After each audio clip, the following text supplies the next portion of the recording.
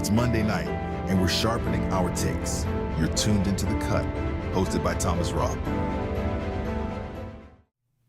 Hey everybody, welcome to a newest edition of The Cut. It's a beautiful end of October evening, and I'm Thomas Roth. I'm here to give you the real takes that we're all craving. From takes on everything on politics and current events to conspiracy theories, entertainment, and pop culture, our goal is simple: to keep you informed and entertained while building a mutual trust through an honest and no-nonsense conversation. So, I have been hinting for a month now that we were going to get someone on here that could end our spooky season month and bring it out with a bang. And I think we found that because we have a show tonight that's going to introduce you guys to the world of ghost hunting and people who are intimately familiar with it. I promised it a little while ago, as I said, and I'm really excited because I'm here to announce that we have our resident ghost hunter of Northeast Ohio named Miss Denise Smith. So Denise, thank you for coming on our show tonight. Thank you so much for having me. And we're gonna have some fun. We're gonna get into the ghost hunting. I want to hear all about it. I want to hear your experiences with the paranormal. They want to hear your experiences with the paranormal. But before we do that, I gotta give a shout out to our sponsor, Cracked. And if you guys don't know what Cracked is your one-stop shop for all things electronics repair. I bet you're watching this on a cracked screen now, or your battery's about to die. But don't worry, sound you or take it bump to in Cracked, the night where they can get your screen uncracked and give your device more life. It might be the wind outside, it might be Give traffic. Cracked a call at You may have had a burst of energy going through the house electrically. And or that's go to one reason why we turn off all the crackrepair.com lights. to get a quote. Cracked. So you try to rule out everything that... So before we start this out tonight, guys, I want you to like and comment on the video. I want you to subscribe to the channel and give us a share so we can keep putting out good content. We can get more great people like Denise in here to get their stories out. So first, before we get into anything, I want to introduce ghost hunting because maybe you guys aren't intimately familiar with it. Maybe you've just heard, people go out and they try to talk to spirits and they try to talk to their dead relative, but there's more to it than that. There's a whole world out there, a whole society that is predicated on investigating the unknown and bringing to light these stories and making maybe unheard stories heard, right? People who didn't get a chance to tell their story in life may have unfortunately passed away, and now these people can help that happen. So, I want to know, if you want to know what ghost hunting is, we got a nice little video here. It's a little YouTube short. So Anthony, if you could pull that up for us, we're gonna put it on the screen there.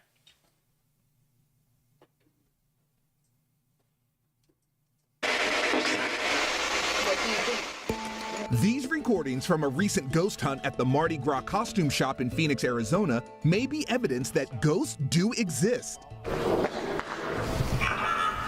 Is there anybody here with us right now?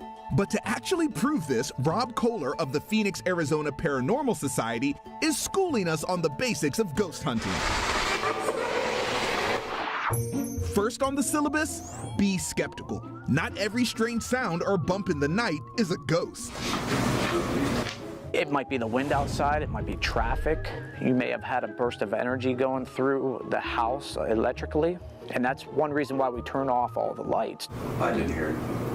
So you try to rule out everything that it isn't to try and figure out what it could be. Exactly. We typically are skeptical to start off and try to debunk everything. And that's where the equipment comes into play. Hello? And that essential ghost hunting equipment is number 2 on our list. You always want to have a K2 meter. Now this is what picks up the electromagnetic fields. It lights up and it makes noises. It's kind of like an alarm. Also known as EMF, ghost hunters believe changes in the magnetic field mean... All right, so we got a nice little overview there of some of the things that ghost hunters use. Denise, I want to talk to you here because we see these things on TV. We see Zach Baggins, we see the Ghost Adventures Sore subject, guys. but yeah. Yes. Yeah. We see these things, and I'm not going to lie to you. I think sometimes people like that on television sensationalize it, 100%, right? 100%. At the end of the day, when you're doing a show, it's for entertainment. They have to appease the sponsors. They have to appease the channels. You're not going to do that by doing an actual ghost hunt where you're pretty much sitting in the dark quietly 90% of the time. Nobody wants to watch that on TV. So it's understandable. And I think anybody who does it understands that, and they watch it for entertainment, but that's pretty much it. You don't watch it to learn how to do, how to do it. You just watch it to have a good time and spend a half hour. Absolutely. Yeah. Some of my fondest memories, like my senior year in high school, or when I discovered Ghost Adventures, the TV show Taps and everything. Yeah. And it was fun, but you kind of knew that it was, hey, there's no way that these guys go in every week and they find something. Right. And so, well, at the end of the day too, these shows come in, like we had one of the shows come into Madison Seminary, and it was like, they're there for 5 days and they're doing interviews, they're doing B-roll, they're doing history, they're doing all this stuff. And they're taking all of that and they're taking 5 days of it and putting it into 46 minutes for television, because you have commercial breaks and whatever. And then, with all of the other things, their investigation is maybe 6 to 10 minutes of the show, know? So yeah, you might be able to take 5 days of investigation and make it a very exciting 6 minutes. But if you were to just play it out like live, that's not at all what it is. That's not, I wish it was that exciting every time, but the fact is it's not. So you gave us a little here, like you gave us a really good breakdown there. And for you guys that don't know, as I introduced Denise, she is a volunteer at the Madison Seminary, which is purported to be one of the most haunted places in this area. It is. And Denise, before we go further, I want people to know who you are. I want them to know where you're from, what you do in your 9 to 5 or 8 to 4, whatever schedule you work. And I want to know how you got involved in the paranormal. So could you give us who is Denise Smith? And Denise, could you break it down for us? Sure. Thank you. I actually have, I love the paranormal because it brings together all types of people. You'll have doctors, you'll have whatever. I actually am a real estate agent in my 9 to 5. I don't really have business hours, but I am a real estate agent. I am a director on the board of directors for Ashtabula County Realtors. I am the president of a nonprofit that helps Madison businesses grow. I volunteer at Madison Seminary. I am a mom. I have 3 boys, and I live in Madison.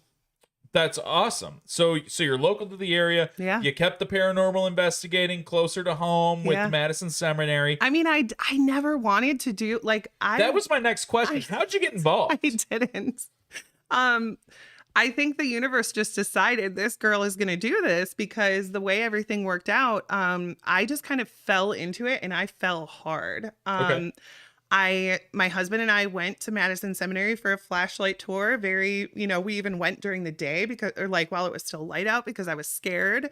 And it just so happened that all of my kids were in various places, and we had a day where we could do something. So we went to Madison Seminary. We did a flashlight tour, and about 20 minutes into my hour-long tour, I was like, I love this building. I love the history of it. I love what they're doing with it. I have to be part of this. And we finished our tour, and I went to leave, and I didn't even consult my husband. I turned around and I told the owner, do you take volunteers? Because I have to work here. I have to. Not like it'd be super cool or I would love it.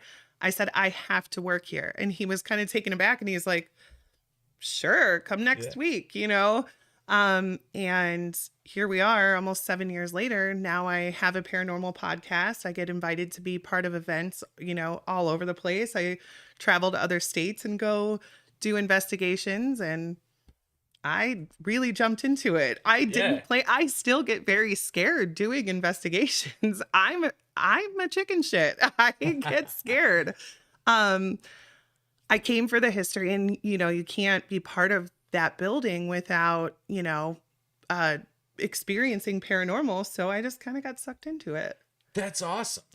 So I had been talking to you for a couple weeks now, and you had indicated to me that when you were younger, you said like you maybe like heard a couple things or saw a couple things. I saw a lot of things. Yeah.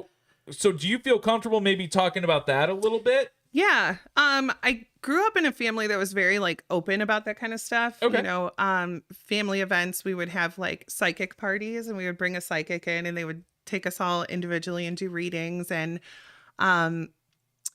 my mom would do seances and use the Ouija board and all kinds of stuff. And I used to see things all the time. There was one night where I was laying in bed, and there was an African-American man and his daughter and son standing next to him. And I'm like, Mom, who's here?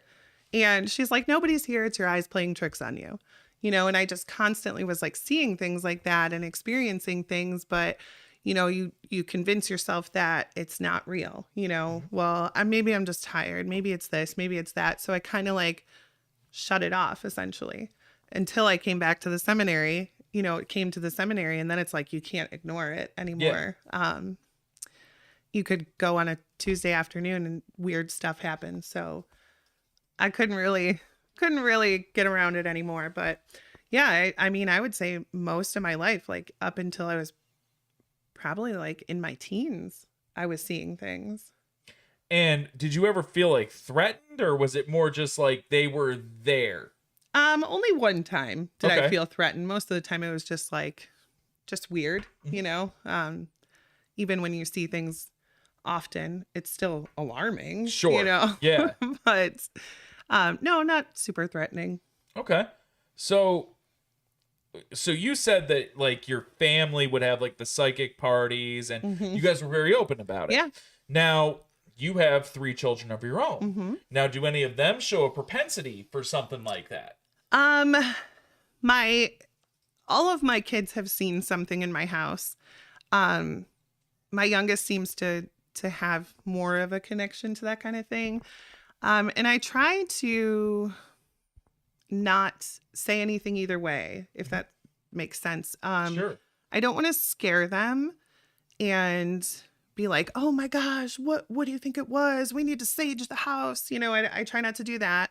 But I also try not to ever say, well, maybe it's your eyes playing tricks on you, or, discredit them either, because I know what it's like to have those experiences and to have them like brushed aside, or I don't want to ever make them feel like they're crazy. Sure. So I kind of just pull a psychologist and say, well, how does that make you feel? Yeah. And, and just deal with it that way. Is it right? I don't know, but it's what I do with them. Well, I think that I don't think that there's really like a manual Right. on how to deal with something, right? I think that Yeah, that's very true. I read something one time where children are able to see things a little Yes. bit more because they haven't been desensitized, right? Right. So, I almost think I almost feel like desensitizing a child and telling them that these things aren't real, this, that, and the other thing, is really doing a disservice, because if they're able to see these Right. things and it doesn't scare them. and exactly, Yeah. it doesn't scare them. So, hey, maybe, like I had indicated earlier in the podcast, maybe someone didn't have a voice when they were alive, Right. but now that they passed on, Right. maybe they need to tell a story. Yeah. Right. For sure. That's why I'm a tour guide at the seminary. Sure. I feel like their stories should be told. Now, the seminary was a place for women, correct? Yeah, it wore a lot of hats over the years. Okay. It was built in 1847, so as you can imagine, it's changed hands a lot of times, but the majority of the time it was essentially like a nursing home. They took care of women who were displaced by the Civil War initially, Okay. when it used to be a school first. Okay. And then it was Civil War widows, and then just kind of expanded. Okay. So it expands, and paranormal activity starts to get reported over time, right? Mm-hmm. And then how did the ghost hunting aspect of Madison Seminary come about? Like when did tours and everything start to come? So, the police department ran the building in the 80s and 90s, and they, I talked to a retired police officer who wanted to remain anonymous. He didn't want anybody to know he was talking to us, but he told us that stuff would happen there all the time. The county sold the building, and when they sold it, they put in their article that it may be haunted. And this was like in 1992. I want to say, I'm really bad with dates. But the people that bought it actually ran a nursery out of there, like for plants, not for babies. Okay. And, because there was acreage with it, whatever, they just used it basically for shipping and receiving. Okay. But they, as a side hustle, they had a giant piece of plywood in the front yard that said ghost hunts, and it had a phone number to call. And so people could rent the building.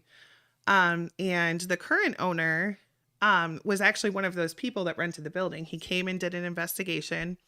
And then like 2 years later, he came back to do another one, and he had saw just how much the building was starting to decay. They weren't using it for anything really. So, like the basement flooded, and instead of like taking care of it, they just closed the door and didn't let anybody down there. So he was like, he felt like personally attacked by this. Like, why are you letting this building, fall apart?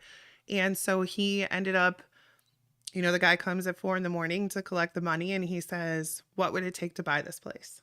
And the negotiations started, and like 6 months later, he owned the building. That's awesome. And he is an investigator. He has a YouTube channel.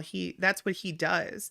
So when he took over the building, he wanted to make it affordable and great for teams, because he knows what it's like to be a team going into a building. So he made it, easy to afford. He made it very accommodating. And it's just grown into something super amazing.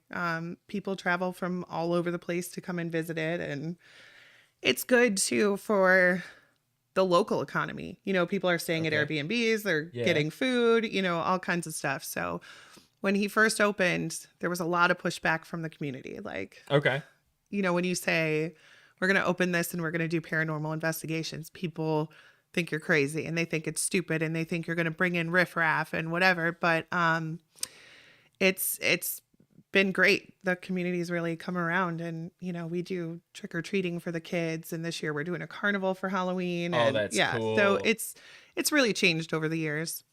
That's awesome.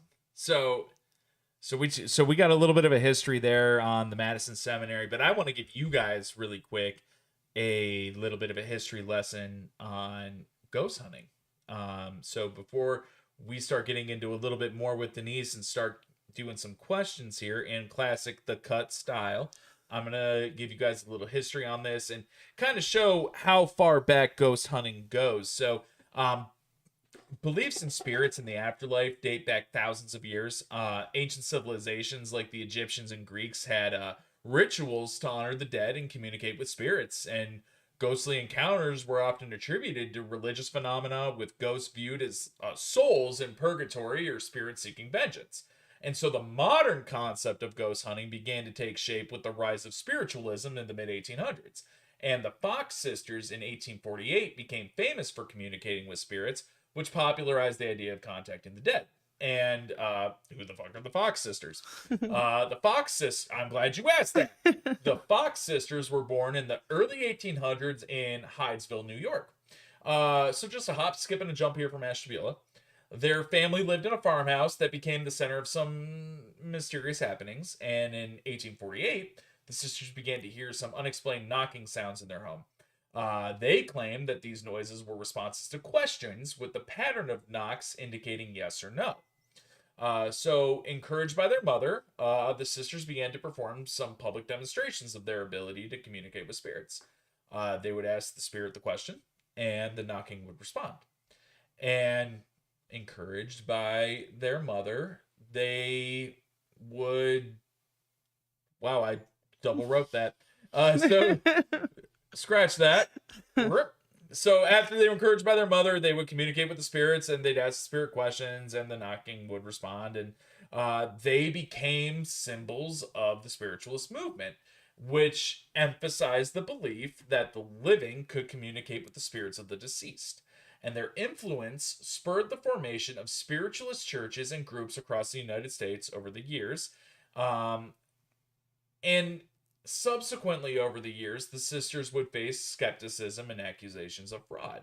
So 40 years later, in 1888, Margaret Fox, admitting to using tricks to create the knocking sounds, although she later recanted and asserting the authenticity of the experiences.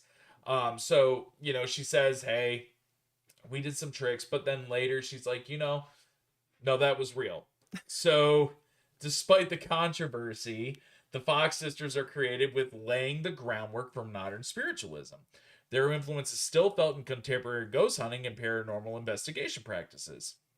So one of the first organized ghost hunts is often credited with the Society for Physical Research, or the SPR, in the late 1800s. And these guys conducted scientific investigations into paranormal phenomena. So the SPR was established by a group of intellectuals, including notable figures like philosopher Henry Sidgwick, who aimed to investigate reports of supernatural occurrences using scientific methods. The organization sought to explore topics such as apparitions, mediumship, and other phenomena associated with spiritualism, with the goal of separating genuine experiences from fraud or delusion. Sound familiar? Still pretty much the same Still thing. pretty much the same, right? Yeah. So unlike earlier approaches that were primarily anecdotal, the SPR emphasized empirical research.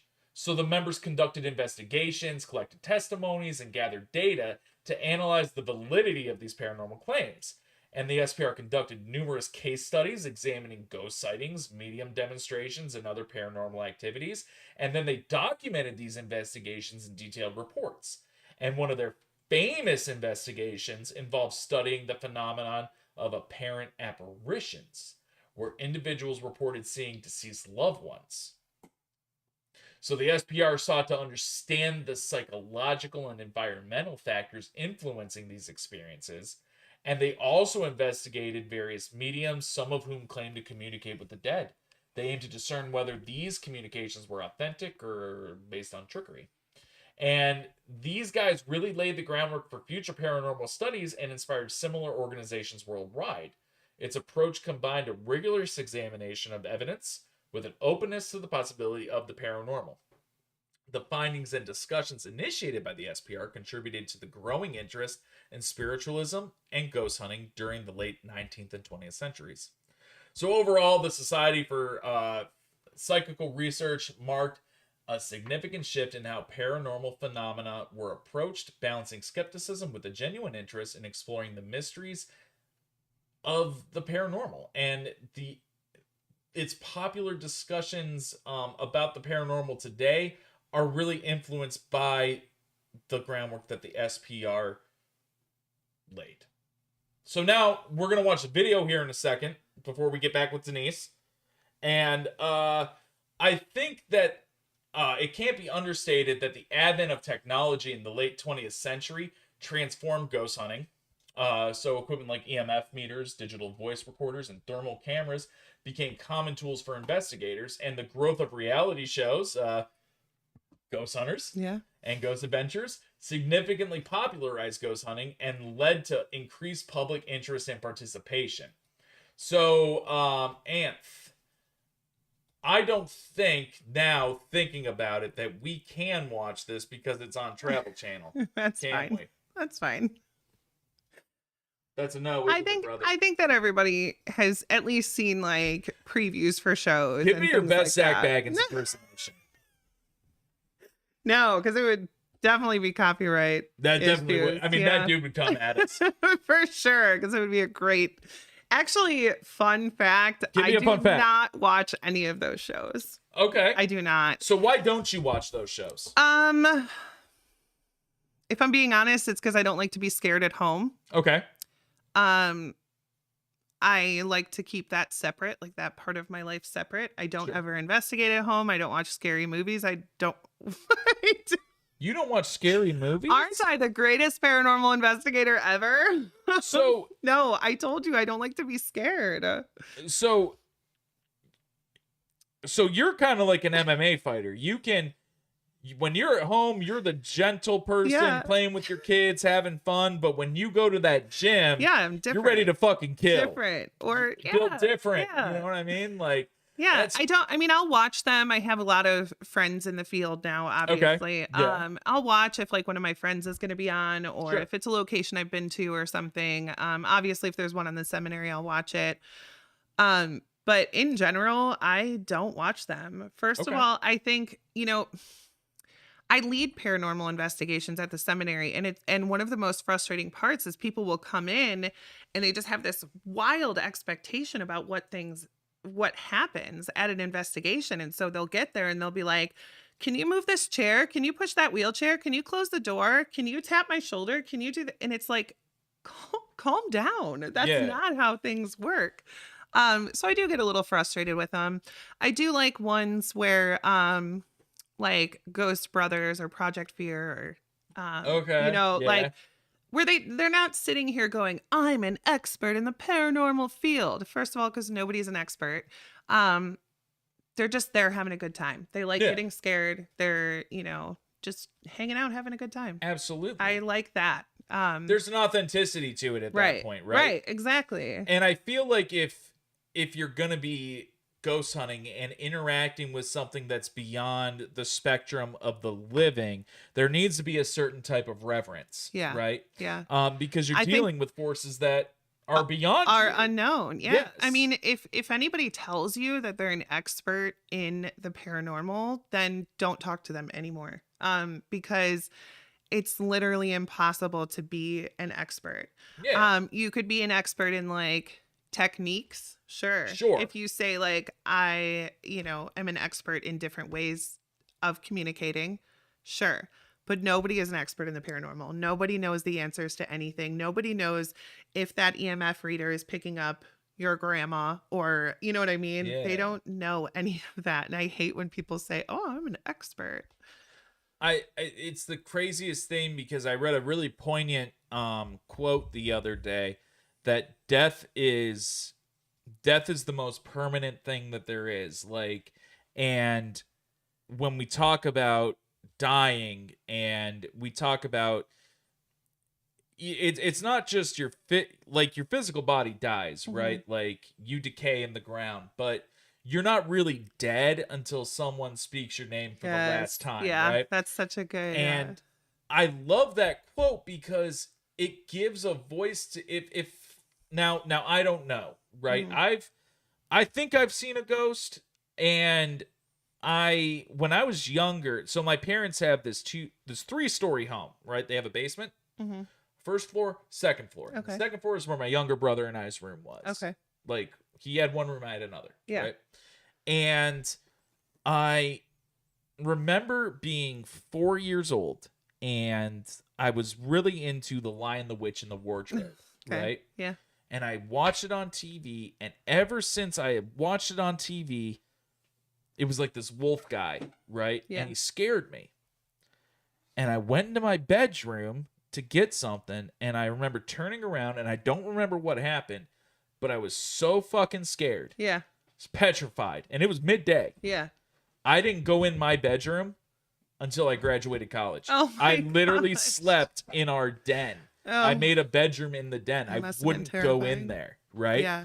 So for me, I don't know what happened, and I would love to know what happened. Yeah. But when I got home from college, I said to myself, hey, It's time. It's time to go into the bedroom. Yeah. I'm a grown ass man. Right.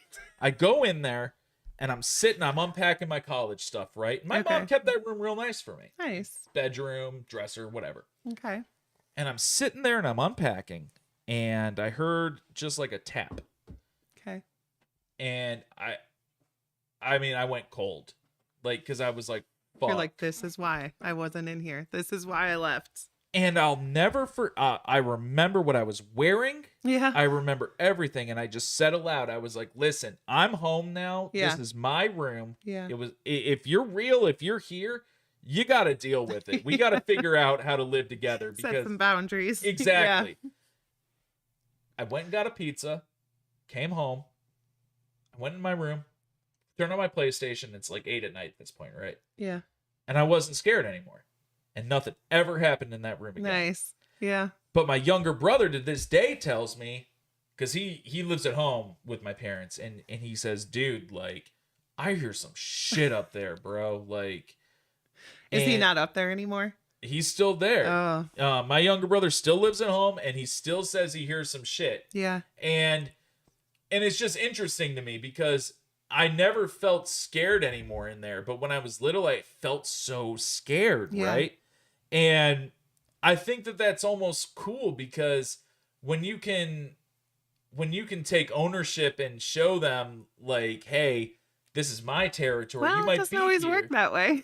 Indeed. And that's what I want to get into with in a minute. Like, I think I was fortunate. Yeah. If there is anything there. I think that whatever was there was like, hey, he respected me. Right. I'm gonna I mean, that's understandable. I feel like people forget that like spirits used to be people too. Exactly. You know what I mean? And if I were to move into your house and say, this is mine now, you know what I mean? You're not going to be very respectful. But if I were like, hey, you know, circumstances are I have to move in here. You can't leave.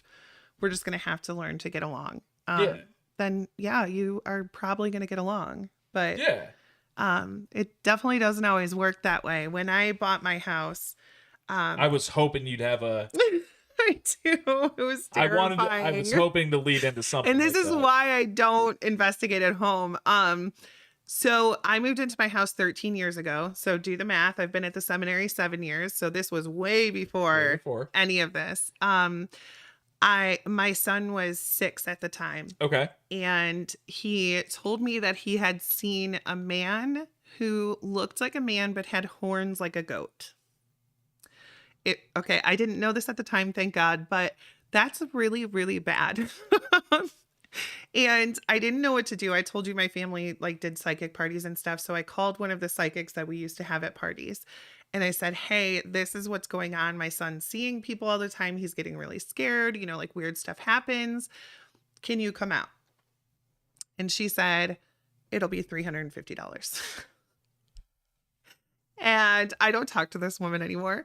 But I had just bought a house and I was in my 20s. Like I don't have $350. So she said, go to the dollar store, get one of those religious candles, light it and say, this is my house now. You need to leave. So I did that thinking I was listening to an expert. Yeah. And I did that and I started having like my kitchen cabinets would just open. When I went to the bathroom, I would come back and all of them would be open. And the one that really scared me was my light switch. It was a 3-way switch. Okay. And my light switch had got stuck halfway. And all of a sudden it started buzzing. Like it was like, bzzz, like the electricity was going through it at just the right way. And my lights were flickering. And I was like, okay, I will never do that again. I will never, ever do that again. So I just learned to live with it. And I just had a serious conversation with myself, who knows. And I just said like, hey, we bought this house and I intend to raise my family here and hopefully we can just get along. And things have been fine since then. I mean, all of my kids have seen the same thing, but we've never had any issues. Any issues? No. Now, is there a certain time of the year that this presence make itself known? No. Okay. No, it's funny because the owner of the seminary always says like, oh, it's October. It's when people realize that, or people remember that ghosts exist. It's all year round. There's no. Yeah. I mean, I've kind of, I've always been a fan of spooky things my whole life, right? And scary movies. I mean, like, I do not. when I was 7, my dad had me watch The Hills Have Eyes with him. Yeah. Like, crazy shit, right? And I just remember, like, I was young. I was a 5th-year senior in college because I like to party. And my roommate and I got really into the show American Horror Story. Yeah. It had just come out. This was like the first year. Yeah. And we had a discussion. I remember him and I talking, and it was the episode centered around Halloween night. Okay. And how at that house, they're called the murder house or whatever, those spirits could leave the house and walk around and maybe visit a loved one, something. And so I always wondered, like, is he alluding to something in the real world where, like, during a certain time I think of year, so. I mean, I think it's one of those things that, like, there's so many different cultures who have the same belief. Mhm. And I like to, when you look at like ancient cultures or ancient civilizations or whatever, you have to think these people didn't have TikTok. They didn't have the internet. No. They didn't have social media or regular media. They had nothing. Nothing. So when you have all these different cultures and people from all over the world who are saying the exact same thing without the ability to communicate with each other and say, hey, you should say that dead people can come walk the earth on Halloween, you know, I feel like there has to be some truth to it. Sure.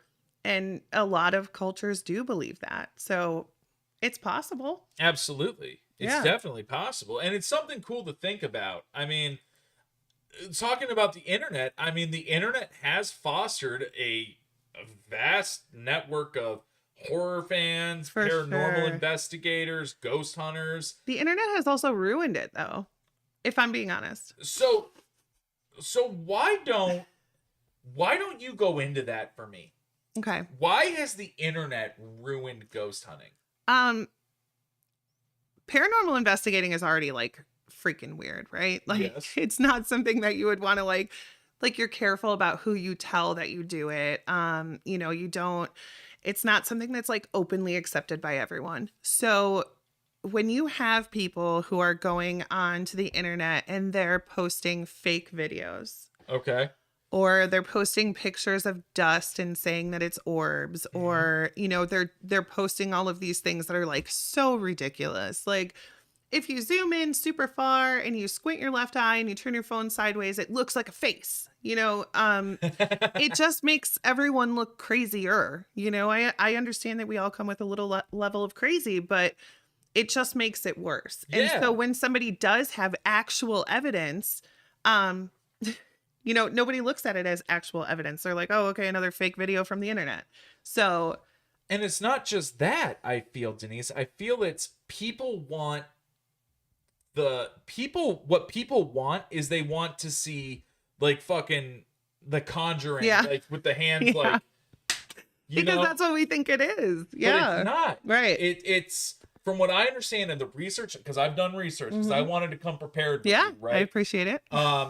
Evidence is maybe like a smear on like where a dusty window pane Yeah. was, and there's just like a smear that's the size of your fingernail. Yeah. You know what I mean? Like, Yeah. that's evidence. Yeah. And I know that this is going to seem so crazy to you guys, but I am convinced that they are not allowed to let anyone film them. I know that sounds crazy. I understand Who that. tells them that?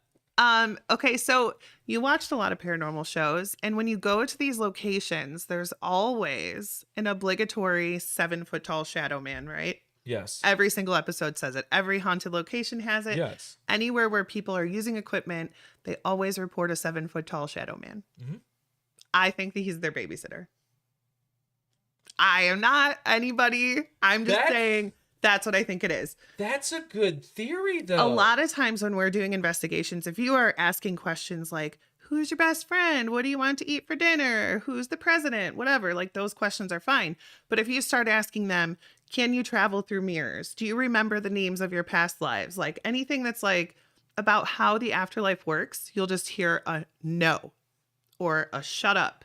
And that's it. Like, you will get nothing for the rest of the night. Nothing.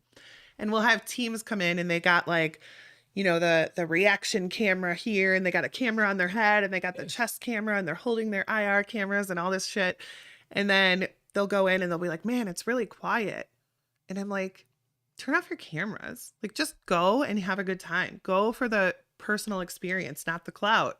And as soon as they go in there, they're like, oh man, it's crazy in there. It's the cameras. As soon as you turn them off, that's when more stuff starts happening. Now, I want to piggyback on that. Okay. The internet, you said the internet ruined it, and it did, because everyone wants to capture it on social media. Yes. Everybody's got a TikTok. Everybody's got a YouTube channel. It's everybody. Yep.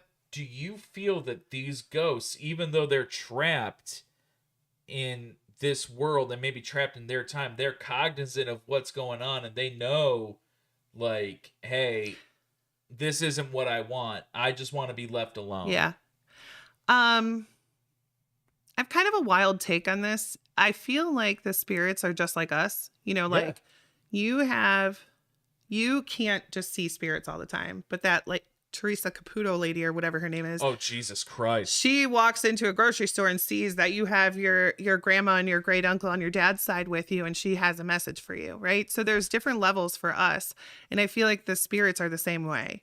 There's different levels. Sometimes you'll be doing an investigation and it seems like the two of them are just talking to each other and they don't care about you at all. Yeah. And you will get no responses from them. You will hear things, but it's them doing them. They don't, I don't know, maybe they don't see that we're there. They don't hear us. They don't see our equipment, whatever. And then there's ones who interact with us all the time. But I think that there's just different levels of it. I think that a lot of it is like the movie The Others. It's one of the only scary movies I've watched.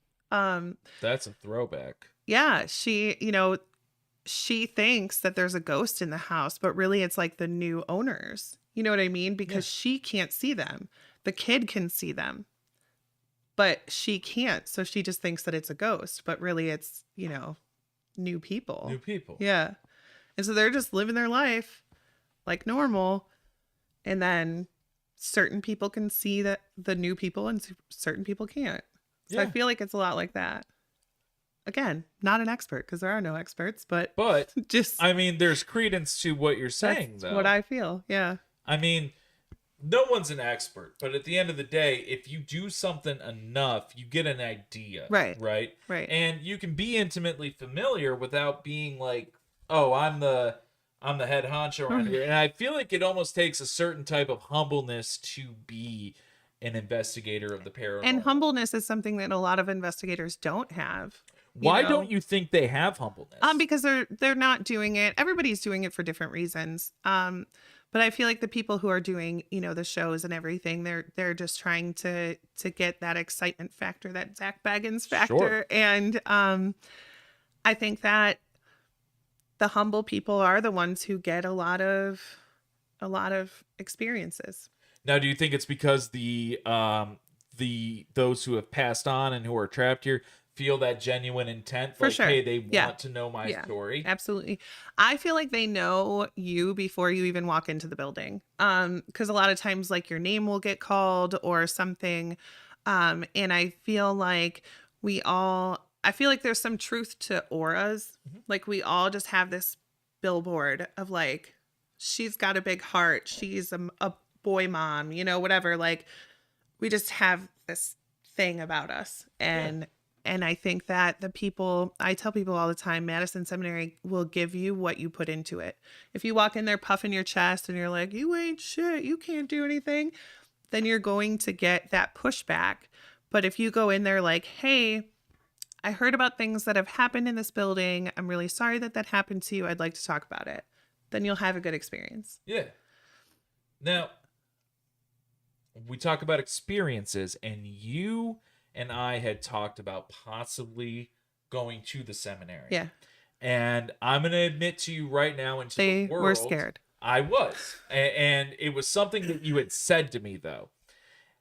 So I have, at home, I have a little boy. He's 9 years old.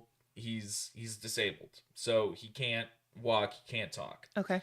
And I never want to bring something back that could harm him. Yeah. Right? That's...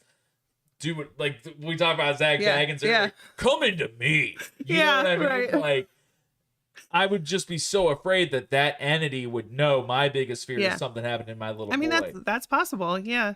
So when we talk about these apparitions and these ghosts with evil intent, some of the from what I've read, some of these apparitions have been around for hundreds or thousands of years. Why do you feel they hold on to that hate and anger for so long? I don't, you know how like, I mean, I've been pissed at Anthony, but like, or right. But you're not holding on to it. Minutes. Yeah.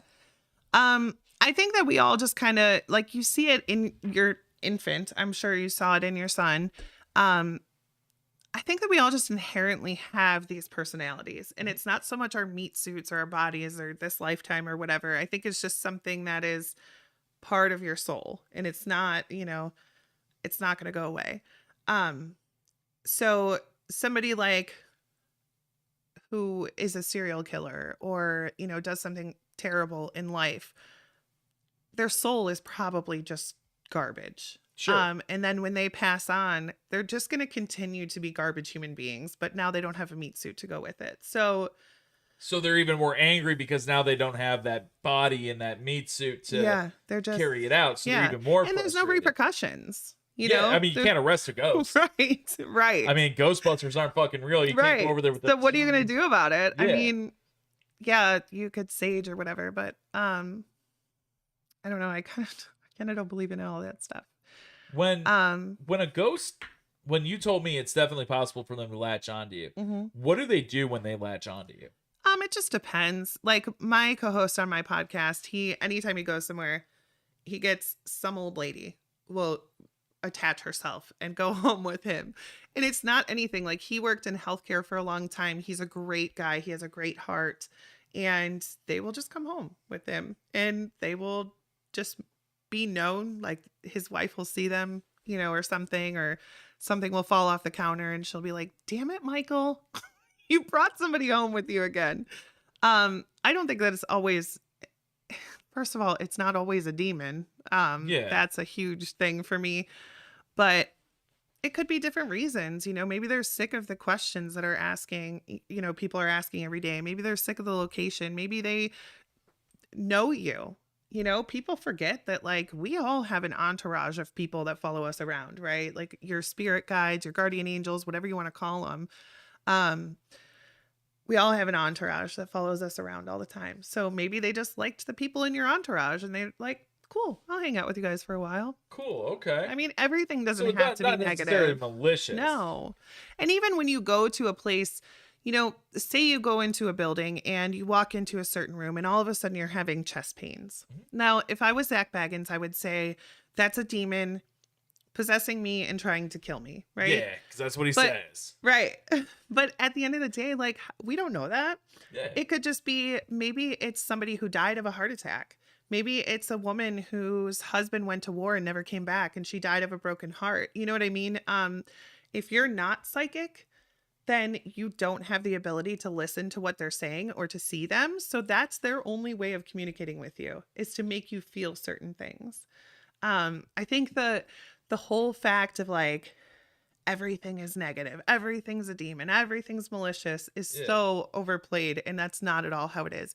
Because if you look at human beings, if you have 100 human beings, 90 of them are going to be good people who are not going to hurt you. So it's the same thing when you go on these investigations. And that's something that people forget all the time. And that's another reason I don't like to watch the shows. So you don't like watching those shows and you go on your investigations. Yes. Now, I have two questions for you in regard to that. So first part of the question is, what method do you use during your investigation to gather evidence of the paranormal activity? And have you ever captured anything that you believe is proof of the paranormal, and can you describe that to us? Okay. For capturing, the answer is no. Okay. That's fair. Because I don't have a show. I don't have a YouTube channel. I do this because I like to see the buildings. I like to hear stories, and I like to hang out with the people that I go with. Yeah. So I have never brought a camera. I don't do recorders. So I don't have anything, just my personal experiences. And I'm okay with that. I'm not trying to prove to anyone that ghosts are real. Like, I know they're real, so I don't care if you if you believe in them or not. Absolutely. So I'm not trying to prove it to anybody. I don't know how much research you did, but my favorite thing to do on investigation is called the Estes method. I'm sure actually in that video that we watched briefly, there was a part where they were listening to what's called an SB7, and it goes like, it's like super annoying actually. But the theory is that the spirits can use the space in between the noise to communicate. And so you'll hear words in between all of that noise. And so with this Estes method, you put the headphones on. Okay, say you're listening to it. Okay. You have noise canceling headphones, and you're listening to that in your headphones. Your job when you're doing that is just word vomit. Whatever you hear, you're going to say it out loud. The beauty of it is you can't hear the questions that I'm asking, because if you're doing anything else, you're front loaded on the answer. Sure. So if I say, "What's your name?" we're all going to be listening for a name, right? But if you can't hear the questions and I say, "What's your name?" and then you go, "Thomas." Okay, that's pretty undeniable. Yes. And you have to like make sure that you're just saying literally whatever, because you might hear the word spaghetti and you're like, "That's dumb. We're doing a paranormal investigation. That's probably not right." But you don't know. I could have just asked like, "Hey, I'm getting ready to make dinner. What do you guys want?" Yes, So absolutely. I like it.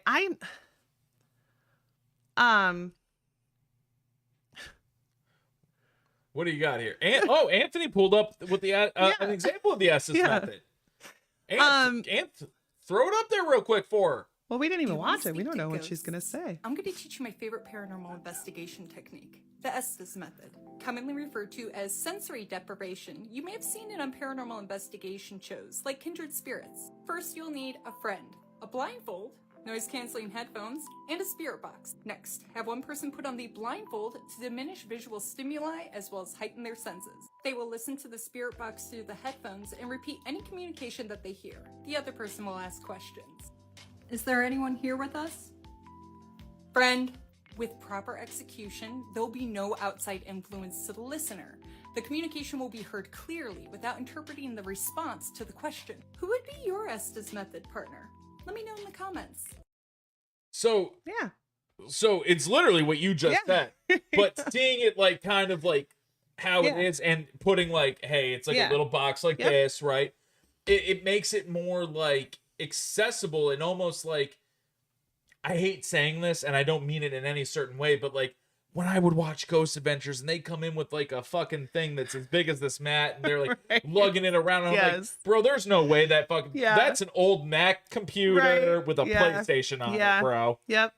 So it's nice too, because those things are not that expensive, like the SB7s. And probably you already have noise canceling headphones. I do. I'm a huge proponent for like things that aren't expensive. You know, I spend a lot of time like I have 3 kids. Okay. I have a house. Like, I don't have money to be blowing on paranormal investigation stuff. Like, but there are ways to do it without having a ton of money. And that's one of them. And I love it because it's hard to debunk, you know, like the K2s that they talk about all the time. Those are great, sure, but they're also made for electricians to search for electricity. So if I have it sitting on the table and you get a text message, then it's going to make it go off. Sure. Same thing with REM pods. If somebody within a mile is using a walkie-talkie, it'll make it go off. Wow. So there's a lot of things that can be debunked. So that's why I like that so much, because you didn't even hear the question. So if you're answering the question, it's pretty, I don't know, hard to argue. Well, and the other thing that's cool about that is the no outside interference. Yeah. If you're doing it legitimately, you Yeah. have to say what's there. Like you said, if I hear spaghetti, Right. I don't know what the fucking question Right. is. The question could be, what was your favorite food? Right. Exactly. Before you died. Yeah. And that's why I like it. Now, I want to know, you've alluded to it Okay. over the show, but I want you to have the floor right now, and I want to give you a few minutes. How do you feel about the internet and ghost adventures and ghost hunters and all of that? Like, do you think that they accurately represent experiences, and do you think that there's any modicum of truth to what they do? I think that it's a love-hate relationship. Okay. I That's fair. do love the fact that these shows are putting what we do into the limelight, and they're making it a little bit more acceptable. Okay. So now when you tell people that you talk to ghosts in your free time, they're not like, what? That's crazy. They're like, oh, like they do on Ghost Hunters. You know what I mean? Yeah. So it's nice that it kind of brings it to the forefront. Also there's, we interview people on our podcast all the time, and everybody seems to say that when they watched the original Ghost Hunters, that was like their first indication that like, hey, I can go to these places. Like, it's something that people have always wanted to do, but they didn't know that you could literally just call the place and book it and like pay your deposit and go. So that was nice. It really, makes it a little bit more normal. But I understand what they're doing. I do. I understand production. I understand that they need the views. I understand that they can't do anything if sponsors aren't willing to pay for their show. And in order to do that, you have to have a certain level of excitement. Yeah. I just wish that it was a little bit more honest. I wish that maybe there was a disclaimer that said like, hey, it's not always like this. Because I feel like, people might come to a location and they'll do an investigation and it's not like what they see on TV. And so they assume like, oh, this place isn't haunted, or whatever, this is dumb, whatever. But then, they'll say like, oh, it was a really slow night, nothing happened. And then they'll be telling you about like, oh, something pulled my hair and, whatever. And they'll tell you about all these experiences. And it's like, that was stuff that happened, but they want it to be so much bigger because of the shows. And I wish that there was a little more honesty about it. I'm not saying that they're not real. I'm just saying they're very exaggerated. Especially in terms of like I talked about how they'll be there for 5 days. Yeah. But then they put it into 6 minutes. They just wear the same clothes for 5 days in a row and then call it night 1 and night 2, Yeah. So I wish that there was just a little bit more honesty in that respect, but there's nothing I could do about it. So no, but I mean, what you can do though is you can bring to light to people and set that expectation. You know what I mean? Like, yeah, I try to explain it to people whenever they come to the seminary, because I help run the ghost hunts that we do there, and so I try to explain to people all the time, especially new people, like this is not how it is. Yes, you'll have things happen, but it's not going to be every 4 seconds like it is on TV. So before we start wrapping up tonight, I got 2 more questions I want to ask you. And this next question, you talked about leading investigations. Yeah. So in your time investigating, what have you encountered that you would describe as the definitive evidence that ghosts exist? And what was that experience like? Because, and I want to, you had talked to us about seeing things when you were younger, your son's seeing some things, and that's in the home, right? Yeah. But we're talking in Madison Seminary. We're talking, what was it that when you got there and you were in an investigation or leading that you saw that and you were like, oh shit, this is real. I I don't know Or that. have you had that? Yeah, I mean, I guess I haven't because I just have always known. Okay. You know what I'm saying? So Sure. it's not like there was a thing that at the seminary that happened and it was like, oh my gosh, ghosts are real. Like I had thought that my whole life. So there was never like, I don't know. There was never like a surprised moment. I've had a ton of things happen and heard some incredible stories that confirmed that I believe in ghosts, but So what was the wildest story you ever heard? oh gosh. I mean, I'm talking like Um, the wildest story, and you know it was true and wasn't embellished.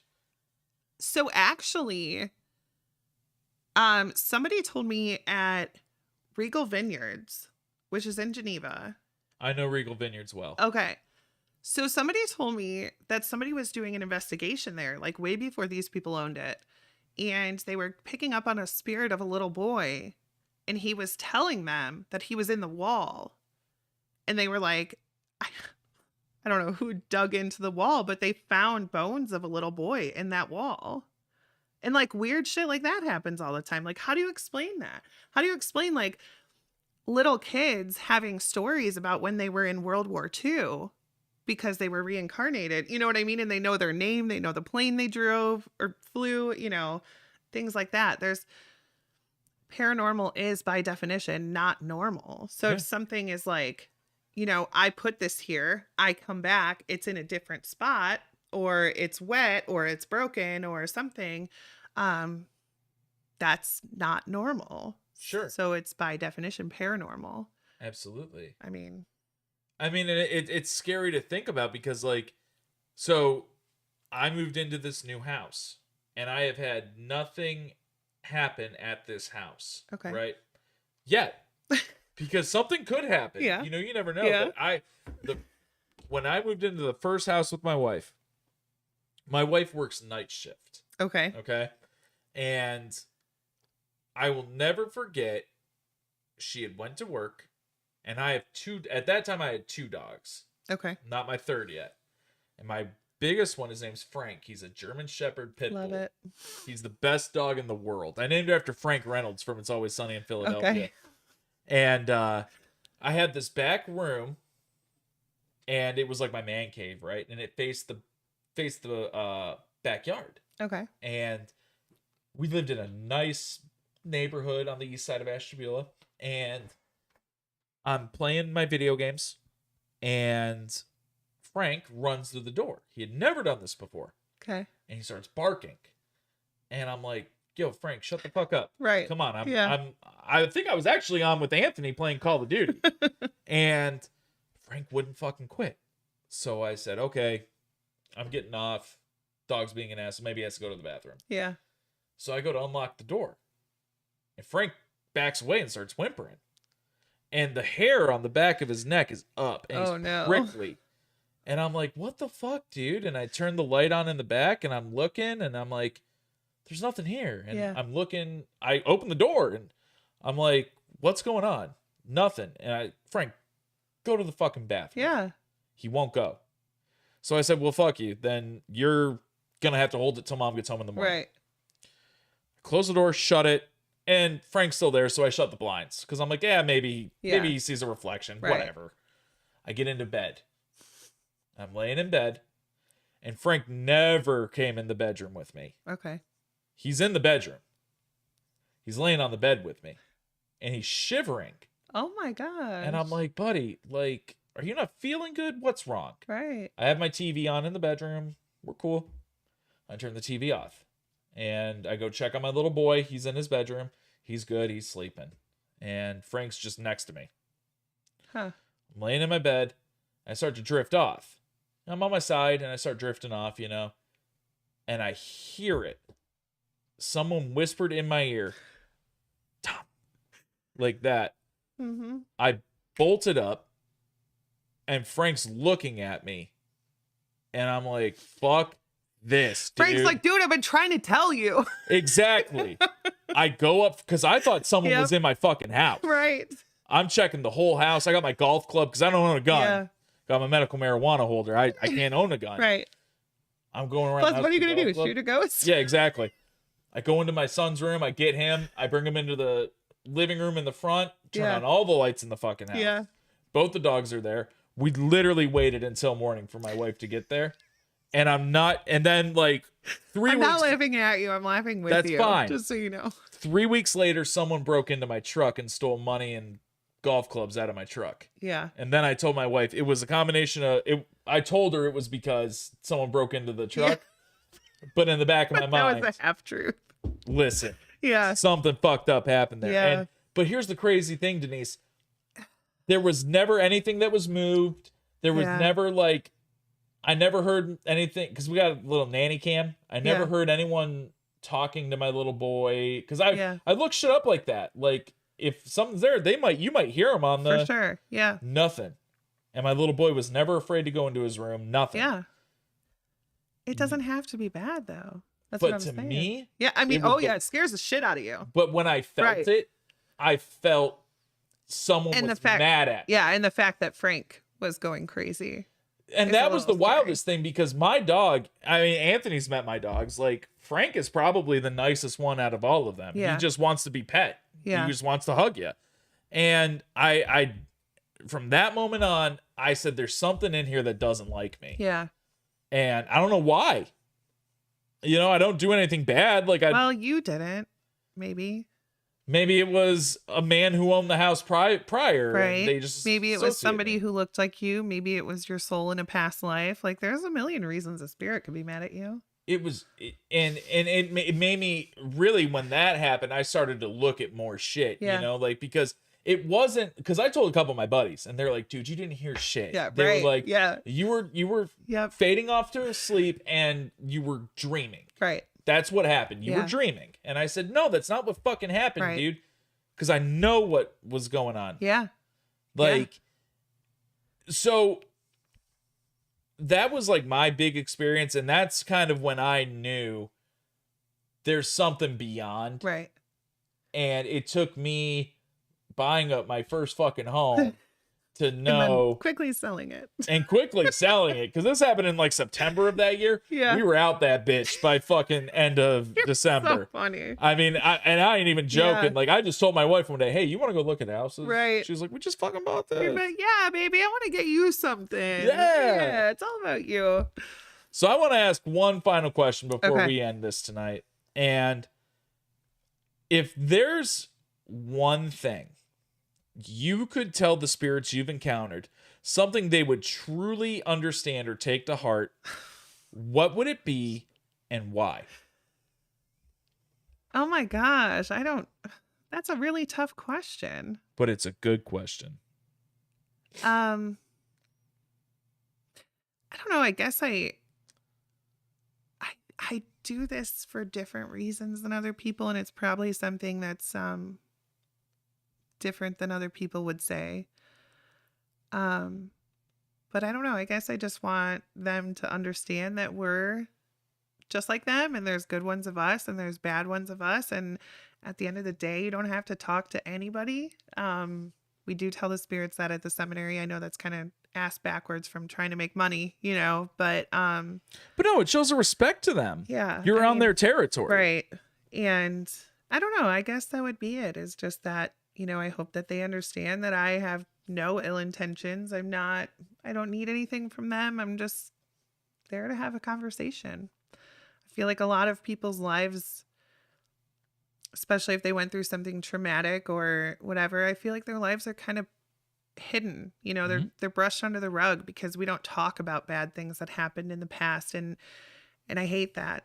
If I went through something, I wouldn't want people to discredit it just because it made people feel uncomfortable. So I just want them to know that I'll listen to their story for as long as they want to talk about it. That's awesome. That's so cool. Well, I want to thank you for coming on our Yeah, podcast this was tonight. fun. This went so fast. It really did. Yeah. But I really want to thank you from Anthony and I being the first guest we've had in quite a long Yay. time. We don't really do guests anymore. But I feel when Halloween season Yeah. or maybe, And I'm an expert on the you paranormal. go. They got to bring me in. I feel that we need to bring someone in who also has knowledge and has her own podcast and is versed in this world. And it was an absolute pleasure to meet you, to hear your stories, and to just experience the stories that you've told us. You really have a gift for getting that out there, and it was just such a pleasure to sit here and be able to hear this. Thank you. So, Denise, tell the people where they can find you on the internet. I have a paranormal podcast on Thursday nights called the Cryptic Paranormal Show. I also am a volunteer at Madison Seminary. We do tons of events there. We have flashlight tours, which are self-guided tours, and you can do investigations during that. We have public hunts, and we have private hunts where you can rent the whole building to yourself and just be you and your friends in the building. That's awesome. Yeah, it's a definite. If you guys get a chance to go to any haunted location, actually, just go, because know that, you know, as the owner says, he uses the paranormal to pay for the historical. So we take the money from these investigations and these flashlight tours and we put them back into these buildings. They're a lot to maintain. They're beautiful, but when you have something that's built in 1847, it takes a lot of maintenance. So, you know, you're also being a historical preservationist when you do these investigations, and it's very much appreciated. That's awesome.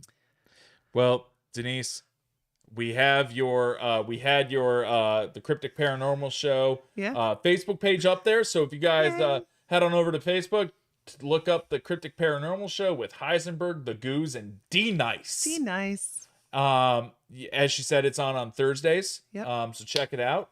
Check her out at the Madison Seminary.